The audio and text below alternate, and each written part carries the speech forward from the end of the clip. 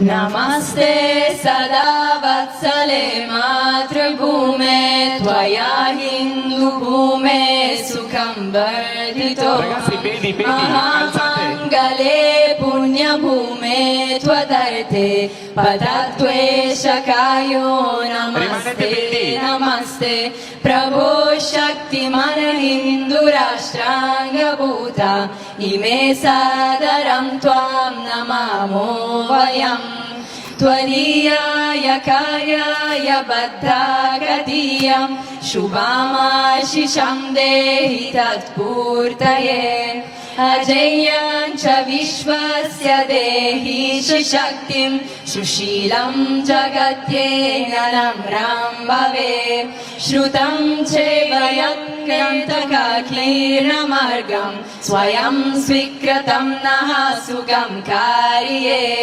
समुत्कर्षणं श्रेयसस्येकमुत्क्रं परं साधनं नाम वीरव्रतम् तदन्तः स्फुरत्वक्षयधेयनिष्ठ रदन्तः प्रजागर्तुति चिन्तिगम्बरे मनो विनोदमे तु अस्मि जदा भुजङ्ग पिङ्गल स्फुरत्तनामणि प्रभा कदम्ब कुङ्कुम द्रव प्रलिप्त दिग्वधोमुखे हदन्त सिन्दूरस्फुरत्वगुत्तरीय मेदुरे मनो विनोदमद्भुतं बिभर्तु भूतभर्तरि ॐ नमः शिवाय सदाशिवं भजाम्यहं सदाशिवं भजाम्यहम् ॐ नमः शिवाय भारत माता की जय.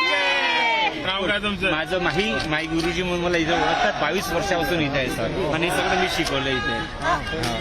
आणि भाऊ पण तिथे आहे.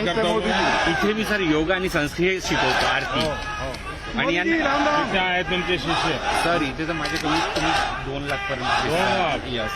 आणि आयुर्वेदिक मला इथे 20 वर्ष झाले. नमस्ते सदा वत्सले मातृभूमे त्वया हिन्दुभूमे सुखं वर्धितो महामङ्गले पुण्यभूमे त्वदर्थे पदत्वेशकायो नमस्ते नमस्ते प्रभो शक्तिमन हिन्दुराष्ट्राङ्गभूता इमे सादरं त्वां नमामो वयम् त्वदीयाय कार्याय बद्धागतीयं शुभामाशिषं देहि तत्पूर्तये अजेयं च विश्वस्य देहि शक्तिं सुशीलं जगत्